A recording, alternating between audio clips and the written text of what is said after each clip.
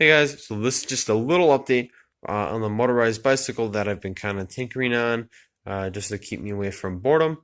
And first change I did was I changed the diameter in the drive shaft. So prior I had this BMX peg which has a inch and a quarter diameter, but now this has a 3/4 inch diameter. And basically the only reason why I did that is I needed more torque. It was just too high of a top speed for it to start out at, and the motor just couldn't start off. So I dropped down. Just the opposite. I dropped down in diameter and I went up in my ratio.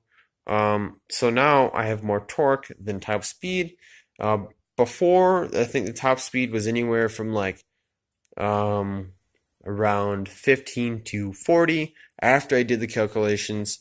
But now I dropped it down from that to around uh, 10 or so to 26. So it dropped down by almost 20 miles per hour, around there, 15.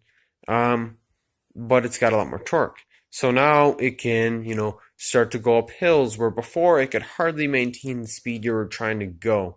So now it's a little more reasonable, and the top speed isn't as high, but that's okay. And if this isn't enough torque, then I'll have to drop down the diameter a little bit more. I will probably just spin it down on the lathe and then put these etchings in it again, knurring or whatever it's called. But basically, it just puts the marks in the steel. So now instead of just being smooth steel, now the rubber has actually got something from the bicycle tire for it to grip. Um, but I also added in this little over center design or whatever you want to call it. But basically, all it does is it holds it down. So it's really simple. Lever here, push up on the lever, pushes down the motor. And once you get past the center, then it locks into place. It's actually just being stopped from going back any further. And it's pushing down on the bike tire, which is exactly what we want. And you want to coast, just drop it back down to where it was, and now it can coast. Spring is pulling out the motor and everything, so now there's no drag, there's no friction. The wheel isn't spinning the motor, you know. So, and then it's also adjustable. So if I want more tension or less tension, I can adjust that. So that way I can have it dialed in so it's just the right amount where it doesn't slip, but it doesn't salt the motor because of the friction.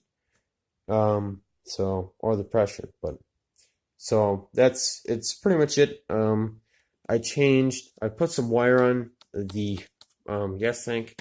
Before I had it zip tied, it was kind of sketchy. So I made this I bent this little piece of steel, drilled a hole through it, and then put this bolt and tightened it down with the wire through it. So that pretty much does it. And yeah, that's pretty much it.